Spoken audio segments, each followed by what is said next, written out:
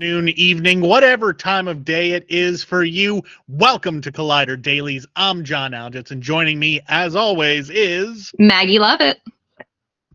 How you doing today, Maggie? I am doing very good because today is Life Day, a very exciting day in the Star Wars fandom. I feel like I need to go watch B. Arthur do something. Just anything that B. Arthur does. Red robes on us to really get into the Kashyyyk fashion of the day. And I need to hang out with my Wookiee friends. Although I'm pretty fuzzy right now. You are getting the Wookiee on. Maybe I'll fit into that Wookiee culture a little bit. I'll be there on Kashyyyk, blending in.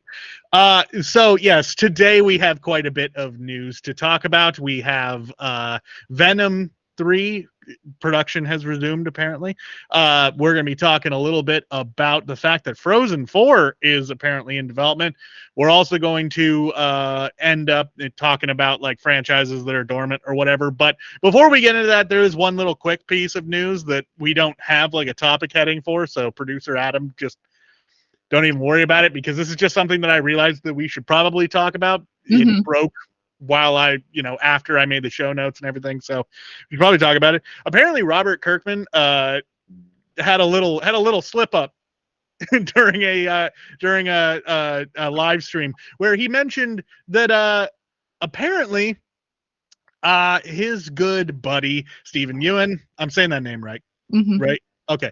Stephen Ewan is apparently going to be playing Sentry in the MCU, according to him, because he was making some comments and commented something to the effect of, oh, Stephen told me that he can only apparently play superheroes that are blue and yellow, and said something about going to a costume fitting at Marvel.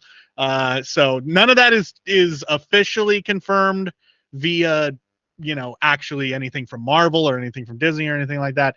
But just figure we should probably bring it up because it is something that a lot of people are talking about. Maggie, how do you feel about that? I mean, I think that's a great casting. I think he'll do great. I'm a big fan of Steven and his work. I really, really hope that Steven is okay with him mentioning that, because we all know how Marvel is like, don't even talk to your mother about what you like have been cast as. So I hope he doesn't get in trouble.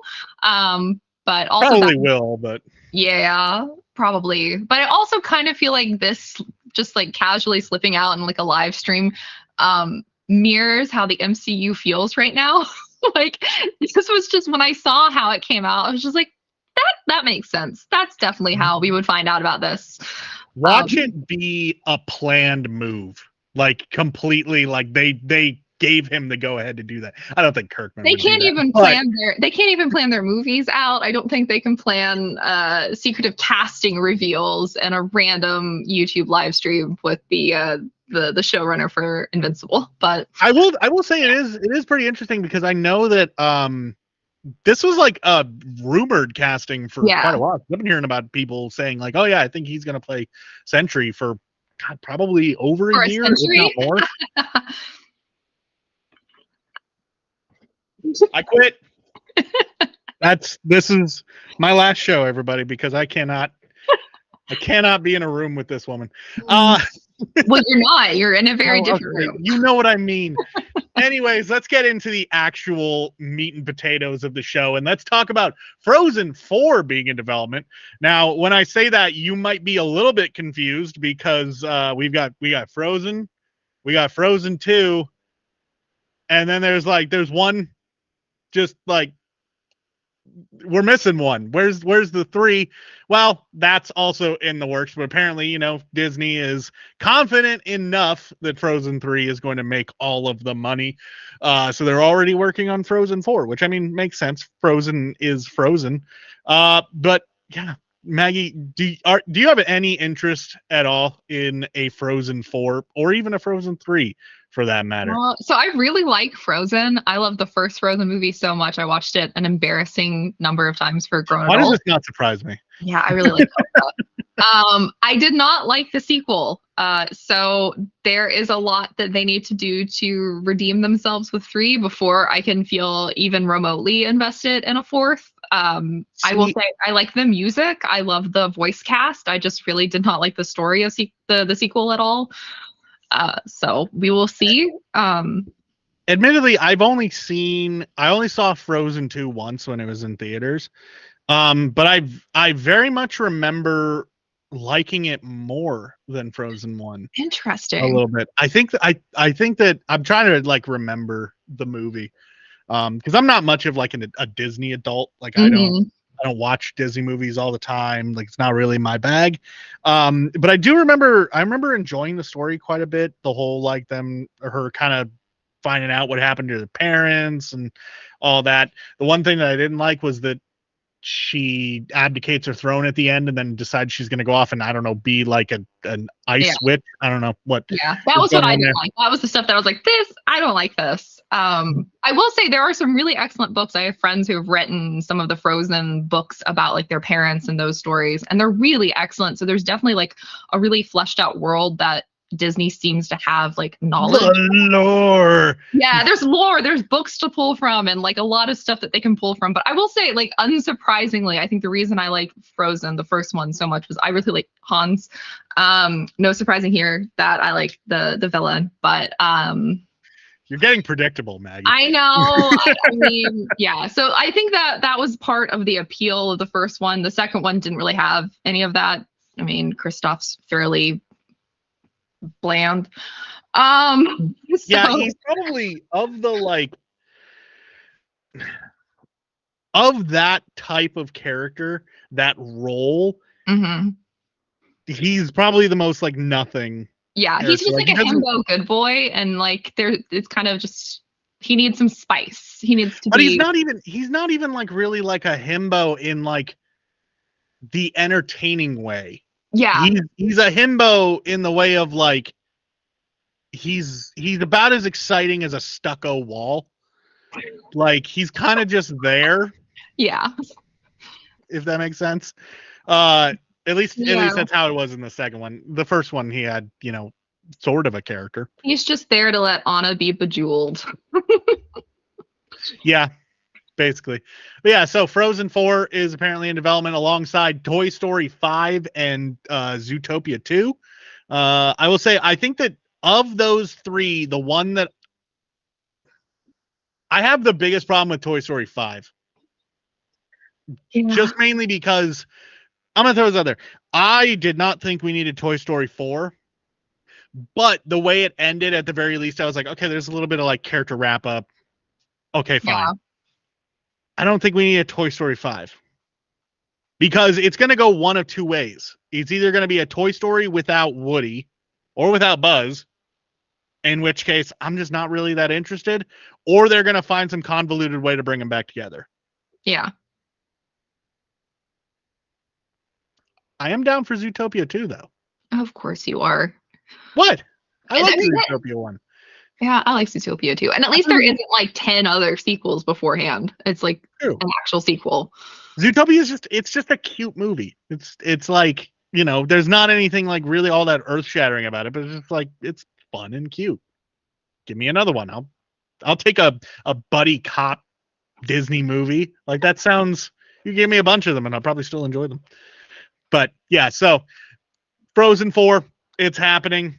Get ready for all of your, young children or little nieces or little nephews or whatever to be singing one song over and over and over and over and over again for years.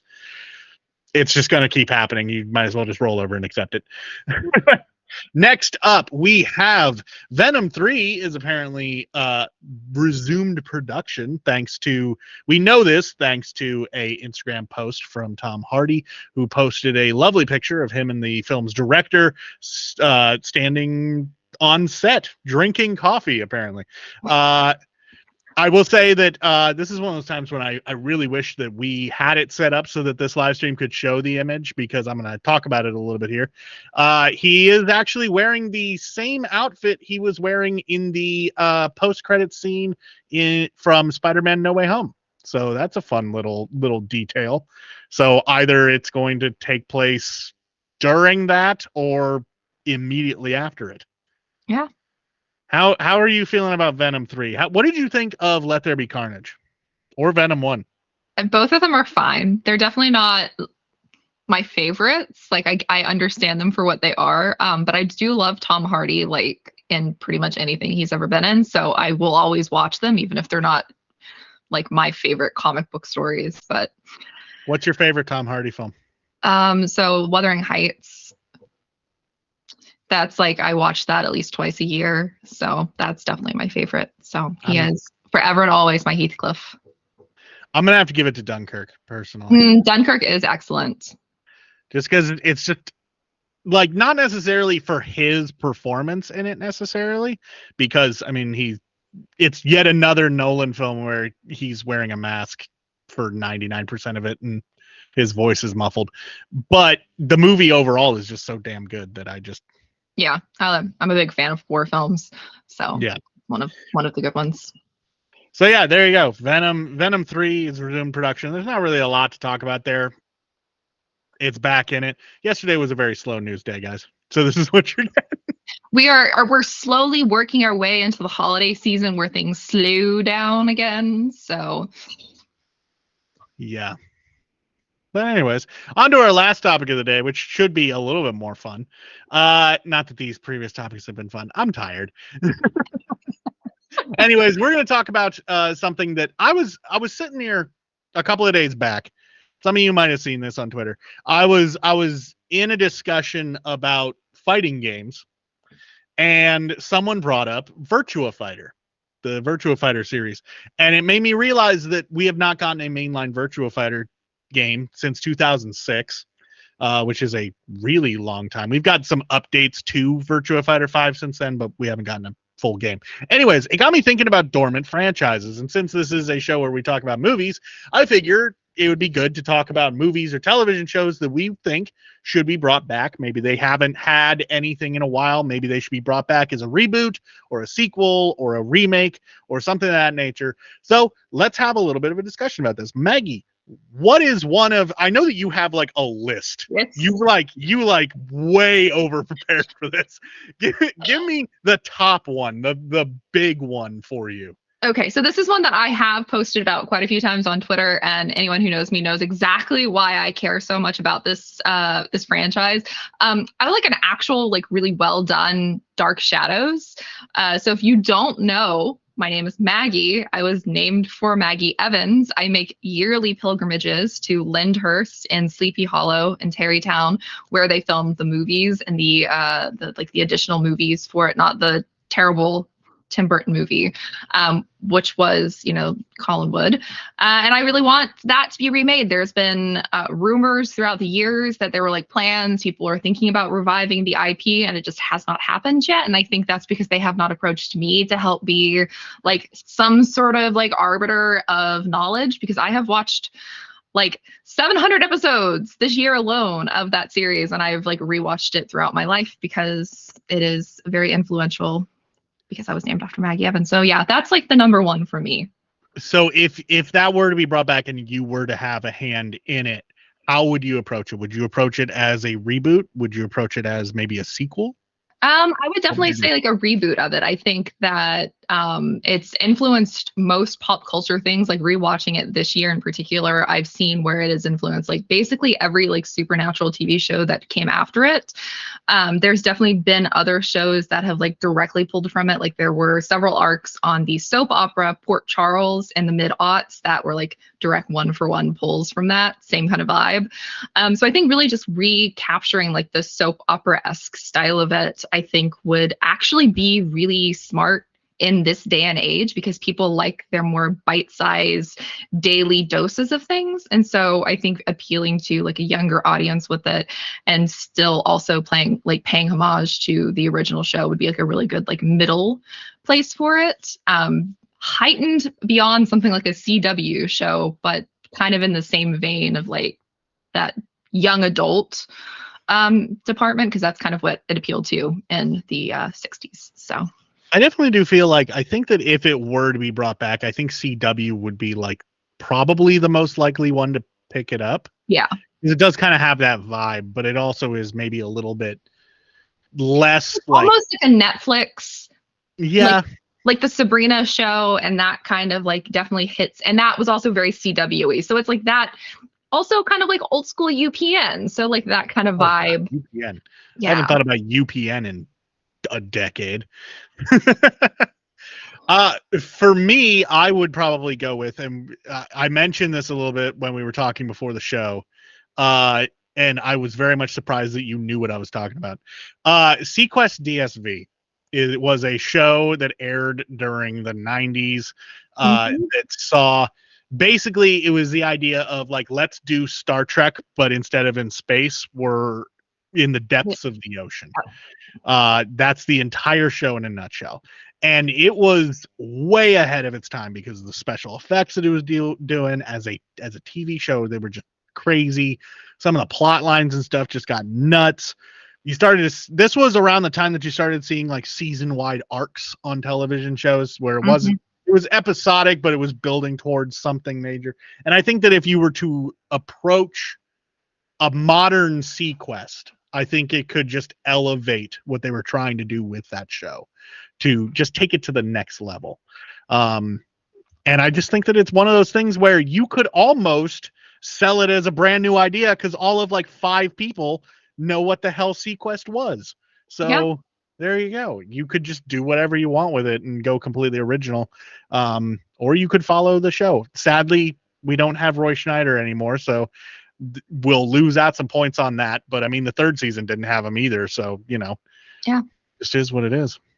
Maggie, you got another one? I do.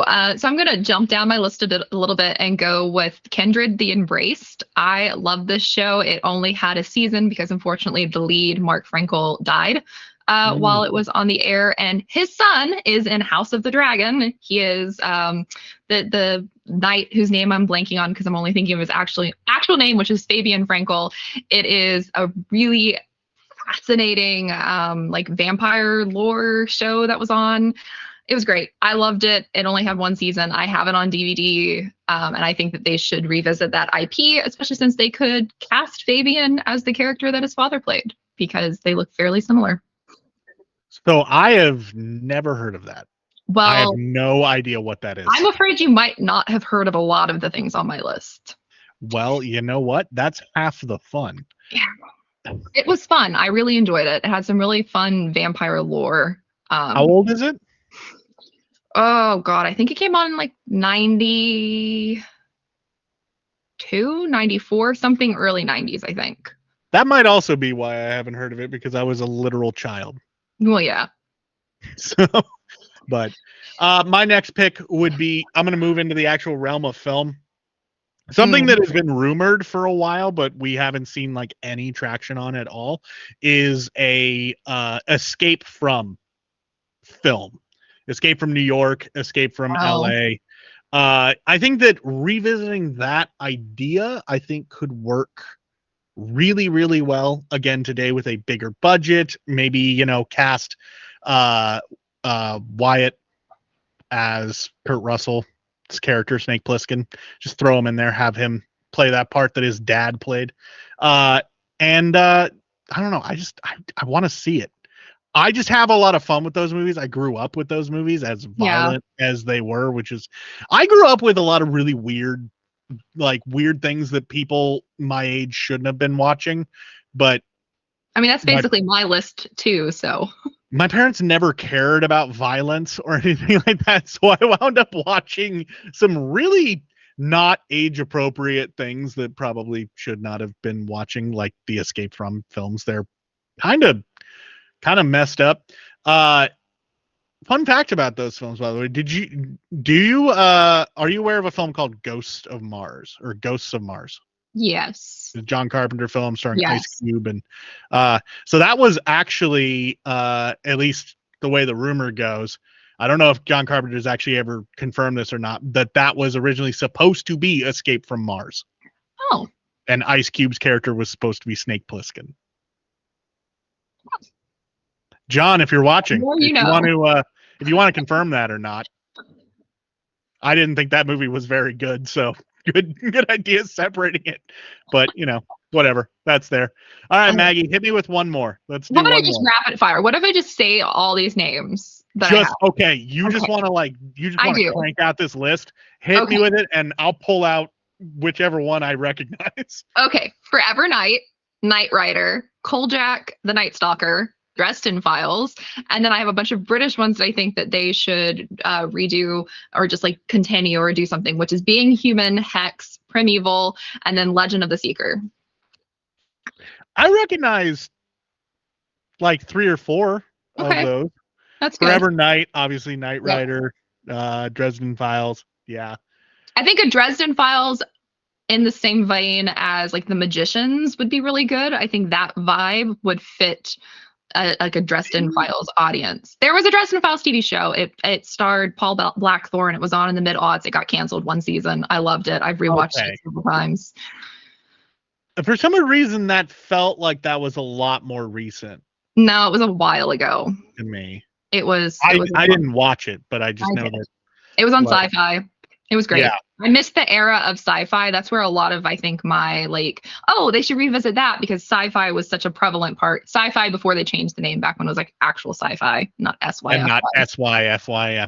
Yeah, that was like my baseline of what I watched. So a lot of those shows, like, give me another Stargate. Where's Stargate? Why is that still stalled? They want to do another one, and that's still not happened. Yeah, that is weird because there's a huge fan base for Stargate and Stargate Atlantis. Like, there's like I see. I mean, people that's what gave us Jason Momoa. That's where he came from.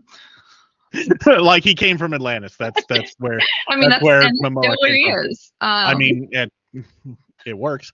But then you also have shows like, obviously you'd have to remove some cast members, but like Andromeda, like Andromeda is another one of those shows that I thought all of about 3 people knew that show existed, which might be why it did not last very long. Also Earth Final Conflict, like there's so many shows from. Oh my God. Can we talk about Earth 2? If I say that, do you know what the hell I'm talking about? Absolutely. What other shows do all of like 3 people know? A surprising amount of people that I talk to know about Farscape. Oh, I love Farscape. Like, one of my really good friends and I talk about that like all the time. That is a show that when I bring that up with my friend group, they look at me like I'm a crazy person. They're like, "What the hell are you talking about? What a living ship and a blue guy, small little like what the hell are you talking about?" There was just one of the Star Wars TV shows, I think it was Book of Boba Fett. Their soundtrack constantly made me think of Farscape because it had that same, like the vocalization to it. And yeah, no, we need another, I mean, Ben Browder. And then he and Claudia went to Stargate. Yeah. Yeah. I remember because I didn't watch Stargate when it aired. It was one of those things where I watched it later on. I remember though I did like as I was flipping through channels, I saw them and I was like, oh, is somebody airing Farscape? Yeah. And it was Stargate. So I was like, are they crossing over? Like, are they connecting the 2 series? Like, what's happening here? No, they're completely. They just were like, hey, people really like these 2 people. Now they're unemployed, so let's get them. They got good chemistry together, so like, let's just toss them in at the same time. Yeah. I don't know. I had another one, but I'm completely and totally spacing on it right now. There was also that one show that had like dinosaurs. It was like a time travel show. It was also on Sci-Fi. I feel like it had something like Quest in it. I think I know what you're talking about, but I cannot for the life of me. I can't remember it. It's on Prime Video. I have it saved to like rewatch.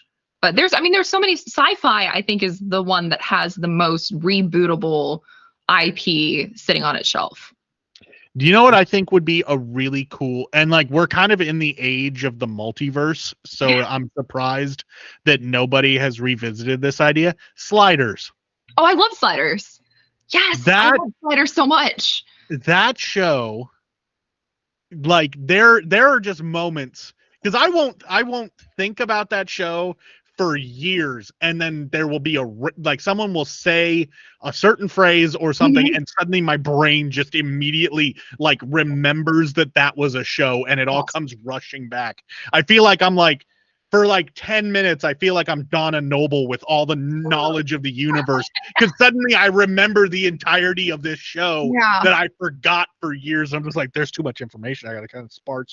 That's also me and Freaky Links. I loved Freaky Links, the show that Ethan Embry was on. What the hell was Freaky Links? Oh my gosh, it was so good. It was also on Sci-Fi. Ethan Embry was the star in it. It was such a good show.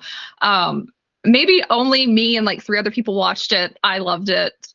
But yeah, That's I another. wonder how shows can stick around with only 3 people watching. Because apparently we have a lot of shows that we watched where only 3 people watched. Yeah. Yeah. I guess they lived on syndication. A lot of them, they just would run at random times back before streaming destroyed television.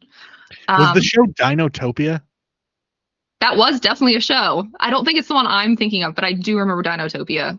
Okay. I remember Dinotopia as books, and then someone was like, "Did you know it was a show?" And I was like, "You lie to me."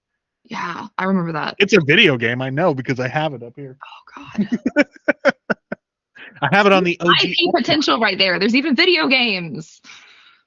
And then there's that one video game that was like a action fantasy game where like it was a Skittles game that didn't have Skittles in the title, didn't have Skittles in any part of the story, but for some weird reason the magic system relied on Skittles. Like instead of like spell slots or mana, you were using Skittles. This is the weirdest tangent I could have possibly gone on. Rainbow. Anyways, that's all that we have for you today. We will be back next week. We have quite the interesting next week because this is next week, right? Fan Expo is next week? Yeah. Which day is do we know? We don't know.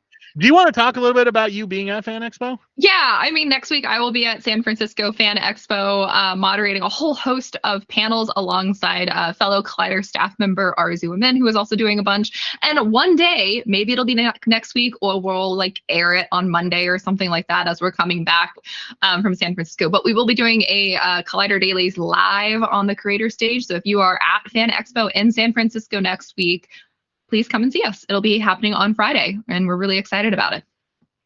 Awesome. We will also be having regular episodes throughout the week. We are going to pre-tape an interview that is going to go up on Thanksgiving, so we will be around for that. So if you want to, it'll be premiering at the same time as this show. So jump in, watch that. We're gonna not talk about who it is yet. I think it'll be a secret. You'll figure it out. But it's gonna be somebody that you know. I will tell you that much. Probably, more than some of the other interviews we've done. You'll know this person.